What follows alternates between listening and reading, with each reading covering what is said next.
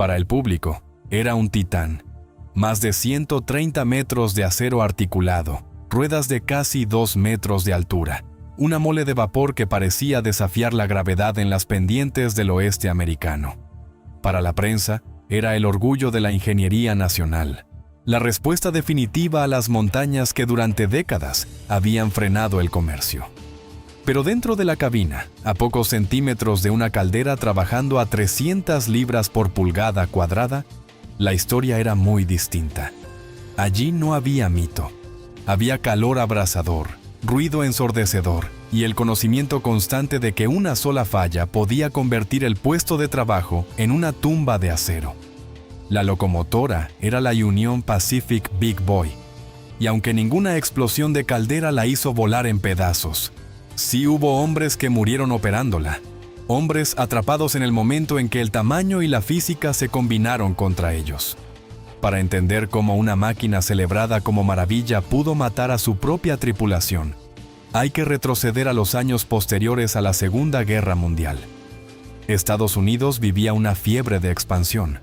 Las fábricas producían acero a ritmo récord, las autopistas cruzaban desiertos, y las industrias competían por construir lo más grande, lo más alto, lo más potente. En ese clima, Union Pacific miró hacia las montañas Wasatch y Sherman Hill y decidió que la solución no era más trenes, sino trenes más largos arrastrados por locomotoras aún más grandes. Si una locomotora podía tirar 1,000 toneladas, una más grande podría tirar 2,000. Y si 2,000 no bastaban, se construiría algo que pudiera con 3,000. Así nació la serie Big Boy. Desde el primer vistazo, la máquina imponía respeto. Aproximadamente 133 pies de longitud, más de 600 toneladas entre locomotora y tender, completamente cargados. Su configuración de ruedas 4-8-8-4 no era un capricho, sino una necesidad. 2 juegos de 8 ruedas motrices articuladas para poder negociar curvas que destrozarían un bastidor rígido.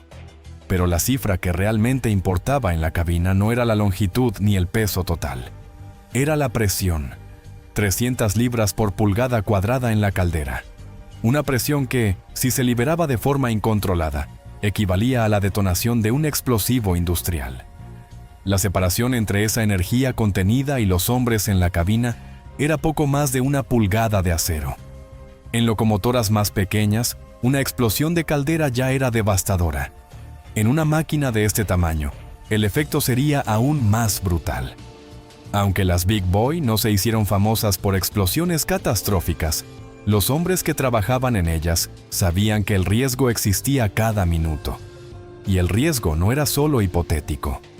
Cada turno comenzaba con una lista mental de amenazas. El nivel de agua debía mantenerse dentro de un rango preciso. Si descendía demasiado, la corona del hogar podía sobrecalentarse y debilitarse. Si la presión subía más allá del límite seguro, las válvulas de alivio debían actuar sin fallar. Miles de pernos de sujeción, conocidos como stay bolts, mantenían la estructura interna de la caldera.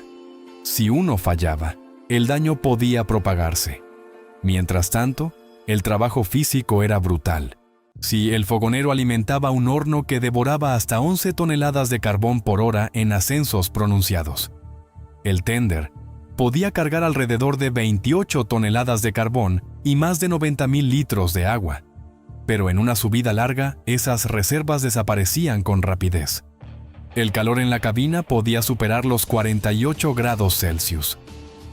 El ruido del escape y el golpe de las ruedas alcanzaban niveles que dejaban los oídos zumbando durante horas. No había aislamiento térmico moderno. No había aire acondicionado.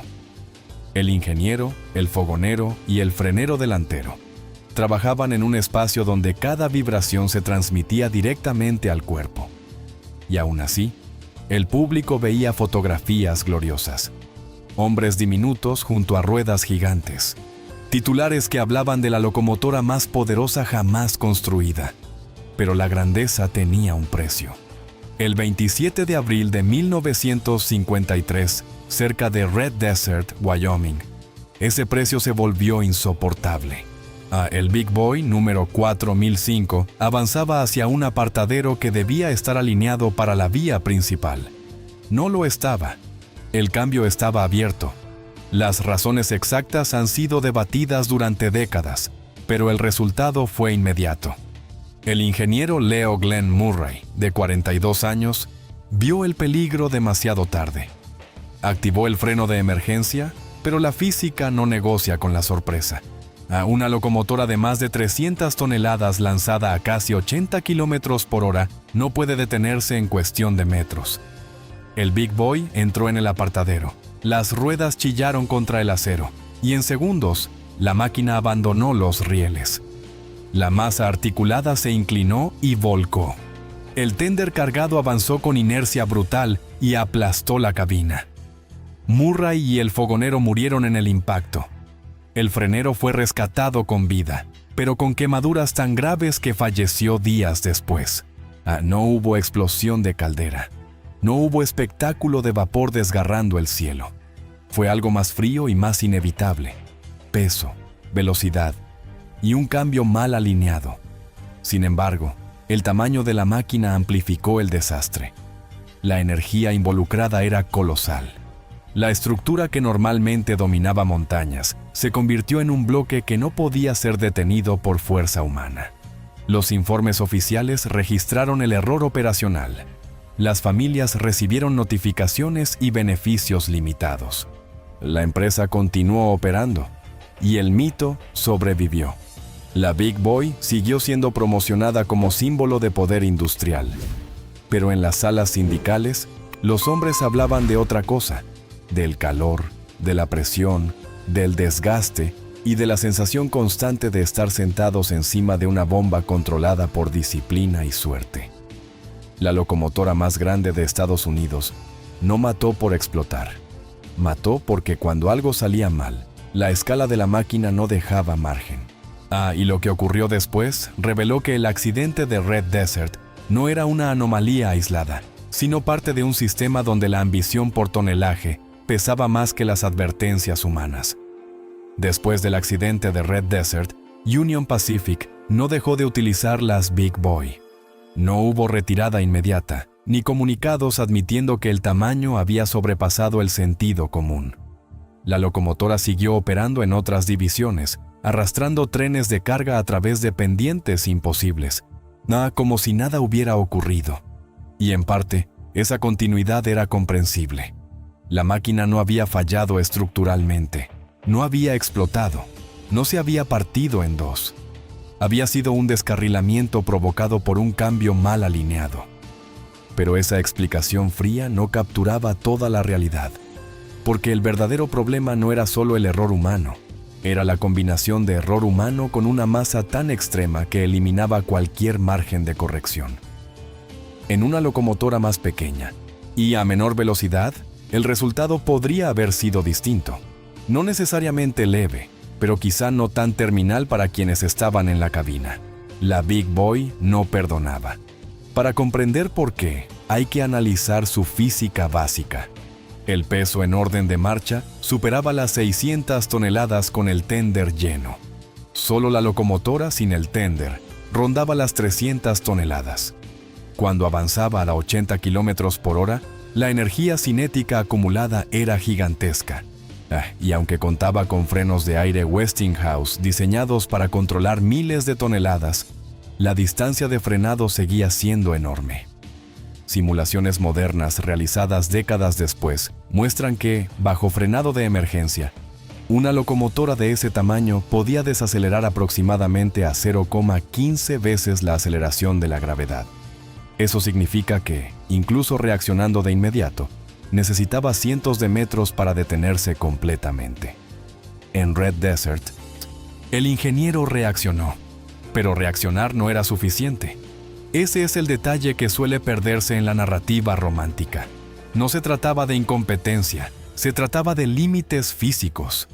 Dentro de la empresa, el accidente generó informes, inspecciones y revisiones de protocolos de cambio. Pero el modelo operativo no cambió. Las Big Boy seguían siendo necesarias para arrastrar trenes pesados sobre Sherman Hill y las pendientes del oeste. Eran costosas de mantener, sí, pero su capacidad de arrastre permitía reducir el número total de trenes y tripulaciones. Y ahí aparece el dilema moral que rara vez se menciona en los folletos históricos. Una Big Boy podía arrastrar más carga con menos locomotoras adicionales. Eso significaba menos equipos en circulación y menos salarios en determinadas rutas. Desde la perspectiva contable, era eficiencia. Desde la cabina, era una responsabilidad amplificada. Los sindicatos ferroviarios no ignoraban ese hecho. En 1952 y 1953, el Brotherhood of Locomotive Engineers and Firemen presentó demandas formales para reconocimiento de las condiciones extremas en locomotoras articuladas gigantes como la Big Boy. Solicitaron compensación adicional por riesgo, protocolos más estrictos en cambios y una dotación mínima obligatoria de 3 hombres en cabina. Las actas sindicales eran directas. Trabajar en una locomotora de ese tamaño no era equivalente a operar una máquina estándar. El calor constante, la presión elevada y el peso descomunal requerían mayor vigilancia y mayor esfuerzo físico. La respuesta corporativa fue ambigua. Se reconocía el esfuerzo, pero se enmarcaba como parte inherente del oficio. Mientras tanto, en los talleres de Cheyenne y Ogden, los mecánicos lidiaban con otra realidad. El mantenimiento de una locomotora de ese tamaño era complejo y constante. Las staybolts de la caldera, piezas críticas que sostenían la estructura interna, requerían inspecciones periódicas rigurosas. Los ciclos de mantenimiento eran intensivos, y durante el auge del transporte de posguerra, la presión por mantener las locomotoras en servicio era enorme. Cada hora en el taller significaba ingresos perdidos. Los informes internos de la época mostraban una comparación clara. El costo operativo por milla de una locomotora de vapor rondaba los 2,3 centavos en 1950, mientras que los nuevos diésel eléctricos operaban alrededor de 1,8 centavos por milla. Sin embargo, la Big Boy podía arrastrar cargas más pesadas que reducían el número total de viajes necesarios. La tentación era obvia: mantenerlas activas mientras fueran económicamente útiles. Pero cada aplazamiento de mantenimiento, cada revisión acelerada, cada decisión de enviar una locomotora nuevamente a la línea sin una revisión completa, añadía una capa más de riesgo para los hombres en la cabina. Y los hombres lo sabían. No era paranoia, era experiencia. Habían visto calderas fallar en otras locomotoras. Habían escuchado historias de explosiones en décadas anteriores. Sabían que la presión no era una abstracción, era una fuerza que podía liberarse con violencia devastadora. En el caso de la Big Boy, ninguna explosión masiva de caldera llegó a ocurrir. Pero eso no significa que el riesgo fuera mínimo. Significa que la disciplina y la ingeniería mantuvieron el límite sin cruzarlo. Una línea fina, sostenida por miles de piezas metálicas, y la vigilancia constante de la tripulación. Después del accidente de Red Desert, la prensa local cubrió la tragedia con sobriedad. Se mencionaron los nombres de Leo Glenn Murray, Lawrence Andres y James Anderton. Se describieron las labores de rescate, el vapor escapando de la locomotora volcada y el silencio posterior en la pradera de Wyoming. Pero la narrativa nacional siguió enfocada en la grandeza. La Big Boy continuó siendo fotografiada, promocionada y celebrada como la locomotora más poderosa jamás construida en Estados Unidos. Las imágenes mostraban acero brillante y ruedas gigantes. No mostraban el interior de la cabina aplastada. El 27 de abril de 1953, quedó registrado en los informes de la Interstate Commerce Commission como un accidente operativo, no como un símbolo del límite alcanzado. Sin embargo, para quienes trabajaban en esas máquinas, el mensaje era claro. Cuando algo salía mal, la escala del Big Boy no ofrecía segunda oportunidad. Y mientras el vapor seguía saliendo de las chimeneas y los trenes seguían cruzando las montañas, la industria ya estaba tomando una decisión silenciosa que cambiaría todo. No era una decisión basada en compasión, era una decisión basada en costos. y esa decisión marcaría el principio del fin para el gigante de 300 toneladas. Mientras el público seguía maravillándose con el espectáculo del vapor elevándose sobre las montañas, en las oficinas centrales de Union Pacific ya se estaban dibujando gráficos que no tenían nada de románticos. Ni no hablaban de récords de tonelaje ni de pendientes conquistadas. Hablaban de costos por milla, horas en taller y rendimiento por tripulación. La Big Boy era poderosa, sí, pero también era insaciable. En una subida prolongada podía consumir hasta 11 toneladas de carbón por hora y más de 40,000 litros de agua en el mismo lapso. Eso significaba paradas frecuentes para reabastecimiento, infraestructura dedicada y cuadrillas de mantenimiento especializadas. No cada componente estaba sometido a tensiones extremas: válvulas, cojinetes, bielas, tubos de caldera. El tamaño que la hacía legendaria también multiplicaba la complejidad. Y la complejidad cuesta dinero. A principios de la década de 1950, el diésel eléctrico ya no era una promesa experimental, era una realidad operativa.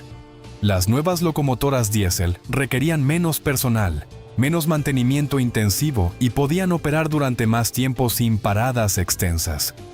No necesitaban carbón, ni agua constante, ni fogoneros luchando contra un horno abierto. Desde la perspectiva contable, la comparación era incómoda para el vapor. Un informe interno de la época señalaba que el costo operativo por milla del vapor era significativamente superior al del diésel. Aunque la Big Boy podía arrastrar trenes más pesados, el diferencial de mantenimiento y consumo empezaban a inclinar la balanza. Pero el factor económico no era el único. El riesgo humano comenzaba a pesar. El accidente de Red Desert, no fue el único incidente relacionado con las Big Boy, aunque sí el más conocido.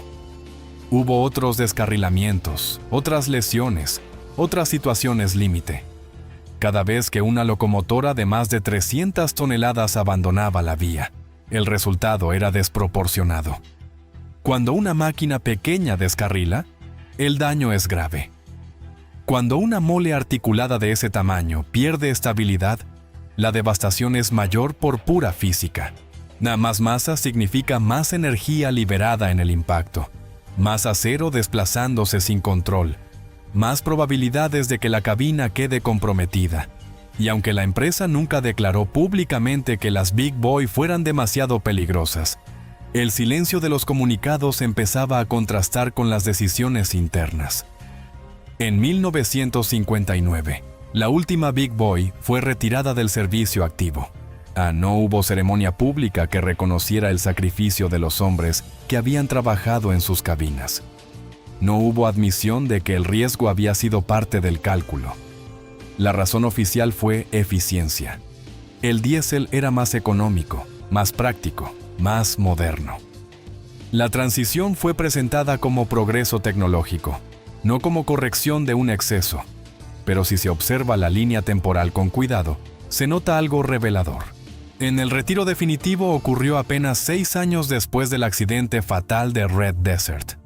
En términos ferroviarios, 6 años es un parpadeo. Las Big Boy no fueron reemplazadas por versiones aún más grandes. No hubo una Super Big Boy que llevara el concepto más allá. El límite se alcanzó ahí. La era del vapor terminó no solo por economía, sino porque el margen de mejora había desaparecido. No había forma razonable de hacer una locomotora de vapor más grande sin que los costos y riesgos crecieran de forma exponencial. Y eso es lo que convierte a la Big Boy en algo más que una máquina impresionante. La convierte en un símbolo de un punto máximo, un momento en que la ambición industrial chocó con los límites físicos y humanos. En los museos actuales, la Big Boy se exhibe pulida y silenciosa. Los visitantes caminan bajo sus ruedas gigantes y toman fotografías junto a las bielas monumentales. Las placas informativas destacan su potencia, su longitud, su capacidad de arrastre. Rara vez mencionan los nombres de Leo Glenn Murray, Lawrence Andres o James Anderton. Rara vez describen el calor insoportable en la cabina, el ruido que alcanzaba niveles dañinos, la tensión constante de vigilar una caldera trabajando a 300 libras por pulgada cuadrada. La narrativa oficial celebra la ingeniería. La experiencia humana queda en segundo plano. Pero la realidad es que cada kilómetro recorrido por una Big Boy fue una negociación constante entre metal y carne, entre presión contenida y vigilancia humana, entre tonelaje y fatiga. Y aunque la locomotora no explotó como una bomba en la historia oficial, sí demostró que el tamaño tiene un costo acumulativo. Las Big Boy fueron diseñadas para conquistar montañas. Lo lograron. Pero también demostraron que el poder absoluto exige condiciones absolutas. Y esas condiciones recaían sobre hombres de carne y hueso. Cuando el vapor cedió su lugar al diésel, la industria no solo ganó eficiencia, ganó previsibilidad. Ganó sistemas cerrados que no dependían de una caldera gigante operando al borde de su límite térmico. Ganó cabinas menos abrasadoras y menos exigentes físicamente. No fue una admisión pública de error. Fue una evolución silenciosa. La locomotora más grande de Estados Unidos no destruyó a su empresa en términos financieros. Pero sí marcó el fin de una era donde la grandeza era sinónimo de éxito incuestionable. Y en la última parte veremos cómo el mito sobrevivió mientras la lección quedó enterrada bajo capas de pintura brillante y placas conmemorativas. Hoy, cuando una Big Boy aparece restaurada y reluciente en una exhibición pública, el público ve poder congelado en el tiempo. Ve ruedas gigantescas. No ve cilindros monumentales. Ve una silueta que parece sacada de una novela épica sobre la conquista del oeste. Lo que no ve es el costo invisible que acompañó cada uno de esos kilómetros. La narrativa moderna ha transformado a la Big Boy en un símbolo de orgullo nacional. Es presentada como la respuesta definitiva a la montaña, como el punto culminante del vapor estadounidense, y en términos puramente técnicos, lo fue. Ninguna otra locomotora de producción regular en Estados Unidos alcanzó ese tamaño ni esa combinación de potencia y articulación. Pero el mito ha suavizado la realidad, porque la Big Boy no mató por explosiones espectaculares ni por defectos grotescos de diseño. Mató cuando la combinación de masa, velocidad y error humano dejó sin margen a quienes estaban en la cabina. Mató porque cuando algo fallaba, la escala amplificaba las consecuencias. El accidente de Red Desert en 1953 es el ejemplo más claro. Un cambio mal alineado, una reacción inmediata del ingeniero, un freno de emergencia aplicado. Y aún así, la física impuso su veredicto. Más de 300 toneladas de locomotora y un tender cargado avanzando con inercia suficiente para aplastar la cabina en cuestión de segundos. No hubo heroísmo posible contra esa cantidad de energía. Lo que resulta incómodo es que la industria sabía exactamente cuánta energía estaba en juego. Los cálculos estaban hechos. Los ingenieros comprendían la relación entre masa y distancia de frenado. Los sindicatos habían advertido sobre las condiciones extremas de trabajo en locomotoras articuladas gigantes. Pero el contexto de la época favorecía el tamaño. En los años posteriores a la Segunda Guerra Mundial, Estados Unidos vivía una cultura de expansión. Más grande era mejor. A más potente era progreso. La Big Boy no era solo una locomotora, era una declaración de intenciones. Y como toda declaración grandiosa, llevaba implícito un costo. Ese costo no siempre aparecía en los informes financieros. Aparecía en el desgaste físico de los fogoneros que trabajaban turnos interminables frente a un horno abierto. Aparecía en los ingenieros que soportaban niveles de ruido que hoy serían considerados inaceptables. Aparecía en las familias que recibían telegramas en lugar de abrazos. Cuando el vapor fue reemplazado por el diésel, la narrativa oficial habló de eficiencia y modernización. Lo que rara vez se dijo fue que el diésel también reducía el nivel constante de riesgo térmico y estructural que implicaba operar una caldera gigante bajo presión extrema. La transición fue pragmática, no moral, pero tuvo consecuencias humanas positivas. El legado de la Big Boy es complejo y fue una obra maestra de ingeniería. demostró que el vapor podía ser llevado hasta el límite práctico de su evolución.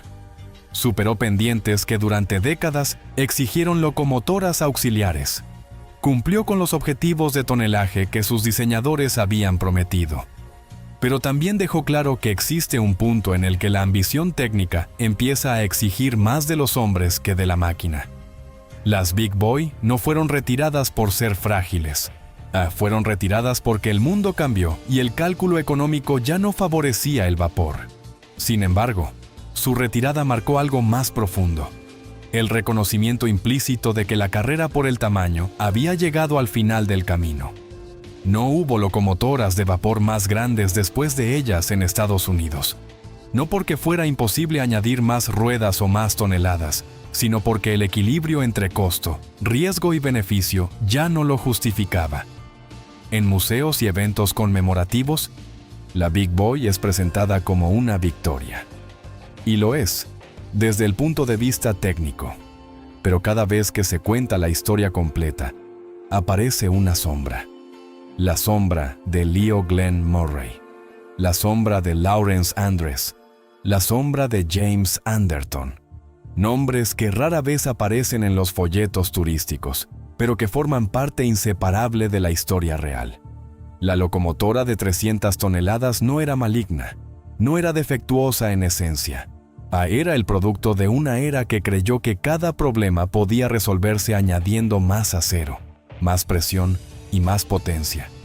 Y durante un tiempo, esa creencia funcionó, hasta que la física y la fragilidad humana recordaron que ningún sistema es inmune al error. La Big Boy permanece hoy inmóvil, convertida en monumento. Ya no quema carbón ni consume miles de litros de agua por hora. Ya no exige que un fogonero luche contra el calor abrasador. Ya no avanza hacia cambios mal alineados en la oscuridad del desierto. Pero su historia sigue siendo relevante, porque cada vez que una industria empuja sus límites para ganar eficiencia o prestigio, surge la misma pregunta que surgió silenciosamente en los años 50. ¿Hasta qué punto estamos dispuestos a llevar la máquina cuando son seres humanos quienes se sientan dentro? La locomotora más grande de Estados Unidos no explotó para convertirse en leyenda, y se convirtió en leyenda mientras hombres reales asumían el riesgo diario de operarla. Y ese es el detalle que rara vez se menciona en las placas de bronce. La grandeza técnica no elimina el costo humano, solo lo hace más pesado.